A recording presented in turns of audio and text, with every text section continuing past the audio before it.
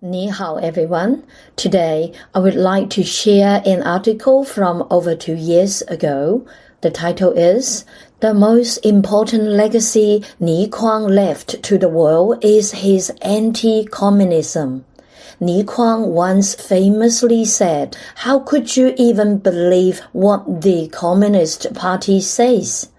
The passing of Hong Kong's renowned martial arts and science fiction writer and film screenwriter Ni Kuang stirred complex emotions across China, Hong Kong, and Taiwan. In terms of personal achievements, Ni Kuang rose to fame during Hong Kong's golden era of cultural prosperity and became a key figure in that period. With the strong cultural influence Hong Kong exerted back then, his works became a shared memory among Chinese people worldwide. Wesley, the six-fingered demon, the one-armed swordsman, Yun Zhenhao, all household names along with Ni Kuang's pride in having frequently written screenplays for Zhang Che and even ghost-written novels for Jin Yong. All of this cemented Ni Kuang's tremendous influence in the Chinese-speaking world. However, beyond his outstanding literary talents, Ni Kuang bore another label that cannot be ignored, that is, staunchly anti-communists. In Hong Kong, Taiwan, and even among overseas Chinese communities, most people expressed deep regret over Ni Kuang's passing and generally view him in a positive light. But on the mainland, where the Chinese Communist Party (CCP) rules, the reaction was different. Since leaving the mainland, Ni Kuang had never wavered in his anti-communist stance. His death prompted a flood of attacks from the CCP's loyal defenders, who not only vilified him but also spread malicious rumors to smear his personal life.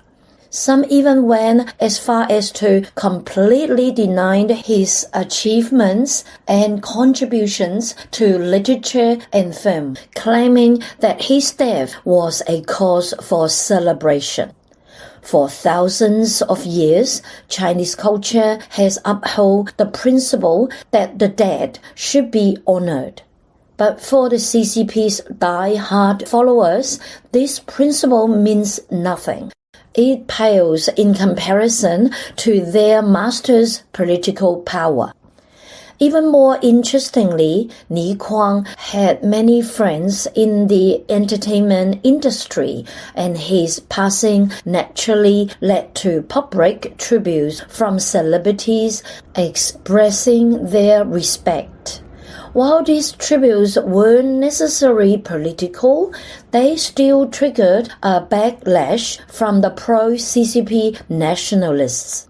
These radicals lashed out at the celebrities, labeling them Hong Kong independence supporters before finally relenting. The fact that even a dead man could make the CCP's defenders so furious proves just how important Ni Kuang's lifelong values were, his unwavering opposition to communism. In fact, I would argue that on the subject of CCP, Ni Kuang's warnings and predictions for the world hold even greater value than his novels and films. Ni Kuang was not a native Hong Konger. He barely spoke Cantonese. Yet he managed to host Cantonese TV programs, and no one ever doubted that he was truly a part of Hong Kong. Many people are familiar with his life story, how he transformed from an idealistic youth into someone who saw through the CCP's deceptions, how he fled China and risked his life to escape to Hong Kong. There is no need to repeat those details here. What I want to highlight is this. Ni Kuang's escape to Hong Kong was not unique. Under the CCP's brutal and inhumane rule, countless Chinese people risked their lives to flee to Hong Kong, at least 1 million of them. Even major figures like Sir Li Jiacheng and Jimmy Lai, the founder of Apple Daily, were once refugees who illegally crossed the border. They built their wealth from scratch, taking advantage of Hong Kong's freedom to become business tycoons. In fact, at least half of Hong Kong's current population consists of descendants of Chinese refugees who fled the mainland. But what makes Ni Kuang special isn't just his courage to flee. It is his wisdom and his ability to see through the CCP's lies. Many of those who risked everything to escape had also witnessed the CCP's cruelty firsthand. Yet, over time, after settling into a more comfortable life, they gradually forgot their past suffering and fell for the CCP's propaganda and deceit over and over again. In 1978, the Chinese Communist Party announced its reform and opening up policy. Many refugees in Hong Kong, having forgotten their past suffering, eagerly rushed back to embrace their homeland. At its peak, investments from Hong Kong accounted for half of all foreign capital in China. Later, as the issue of Hong Kong's future came to the forefront, Deng Xiaoping met with representatives from various sectors of Hong Kong and promised a democratic return, pledging that one country, two systems would remain unchanged for 50 years. Hong Kong's richest man, Li Jiacheng, also invested back in China and even asked Deng Xiaoping what happens after 50 years. Without hesitation, Deng replied, "If it doesn't change in 50 years, it will be even more impossible to change after that." This seemingly firm promise greatly reassured the people of Hong Kong. At the time, most people believed that the CCP had genuinely changed, that it was slowly moving towards openness, democracy, and freedom. Now, let's look at Jin Yong. Like Ni Kuang, he was a famous Hong Kong writer, and they even hail from the same region. After meeting Chinese top leaders, Jin Yong completely forgot that the CCP had killed his father. He enthusiastically cooperated with the CCP, even joining the Basic Law Drafting Committee, placing his hopes in the so-called democratic return. Jin Yong lightly represented the mainstream opinion in Hong Kong at that time, once again fooled by the CCP's sweet words. Now, let's look at Ni Kuang. By 1983, he had already foreseen Hong Kong's future in his Wesley series novel, The Dragon Tracer. Ni Kuang subtly warned that a great city in the east was about to be destroyed. He wrote, "Destroying a great city does not necessarily require a natural disaster. It can also be man-made. Man-made disasters do not have to be war. Just a few people's words, just a few people's ignorant actions can completely bring about the death of a great city. There is no need to destroy its buildings, no need to kill a single resident. On the surface, everything may still look the same, but as long as the city's core strengths disappeared, it will be doom." Later, Ni Kuang openly admitted that he was referring to Hong Kong. Looking back now, it is frightening how clear-headed he was in the 1980s, a time when the CCP still appeared somewhat open-minded on the surface.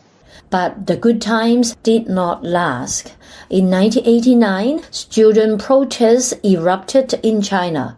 The students demanded an end to corruption, greater democracy, and more freedoms. In Hong Kong, the entire city was cheering, believing that China was finally about to transition to democracy. Only Ni Kuang saw through the illusion. He bluntly pointed out, the protest movement in China doesn't even dare to openly call for the overthrow of the Communist Party. It has already been defined as a counter-revolutionary riot. If similar protests ever happen in Hong Kong in the future, China's reaction will be unimaginable. Not long after, the CCP opened fire and brutally suppressed the protesters. Once again, Hong Kong people realized they had been deceived. After the Tiananmen massacre, Hong Kong experienced a wave of mass immigration. People referred to the upcoming 1997 handover as Doomsday 97. That same year, Ni Kuang immigrated to the United States and made it clear, as long as the Communist Party still exists, I will never return. Unlike other figures in the arts and literature world, Ni Kuang's anti-communist stance was absolute and unwavering. He had only been fooled once when he was young, and he never fell for it again. In reality, the CCP has always had only one goal, that is, to ensure the eternal rule of its red regime.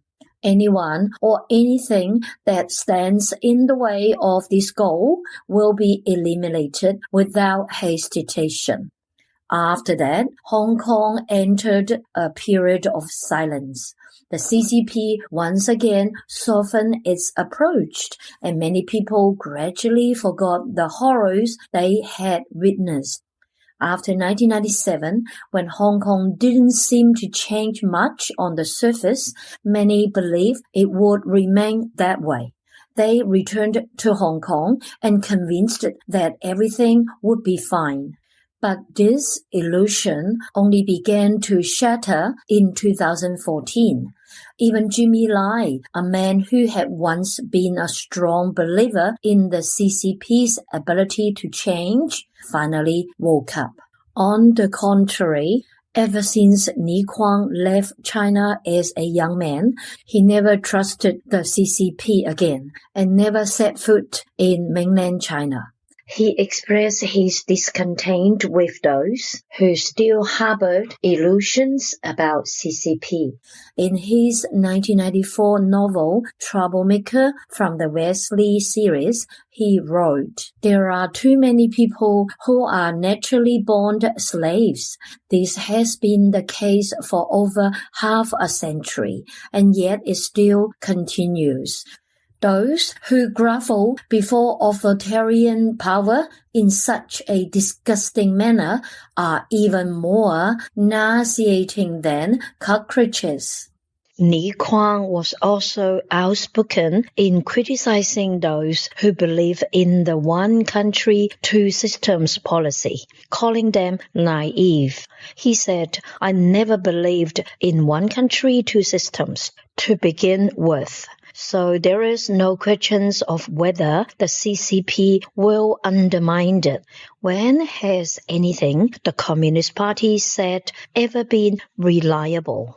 He further argued that to truly love one's country, one must oppose the CCP. Opposing the CCP is the real form of patriotism. When pro-CCP supporters in Hong Kong questioned whether he considered himself Chinese, whether he loved his country, he responded, "Of course I am Chinese, and of course I love my country. If I don't love my country, why would I oppose the CCP?" That said, Kuang did acknowledge one personal failure, which is the so-called late-stage compromise. His wife could not adjust to living in the US and insisted on returning to Hong Kong, so he had no choice but to follow her back. Kuang's remarkable life was in itself a testament to the CCP's long history of broken promises and betrayals. Many of his predictions about the CCP unfortunately came true. This is why he can be considered one of the people who understood the CCP best. His sharp wit and insightful commentary left behind a clear lesson for the world. No matter what the CCP says, it can never be trusted. Whether one lives in a free society or under CCP rule, failing to remain vigilant will only lead to repeating the same mistakes of the past. The author concludes by saying that Hong Kong's experience once again confirms a tragic truth. Future generations mourn the past but fail to learn from it, and so they too will be mourned by those who come after them. In the free world, every individual must resist the CCP's infiltration and expansion. That is the most precious legacy that Kuang has left behind. Thank you for watching the pick of the world's best thinking channel. I will see you again in the next program.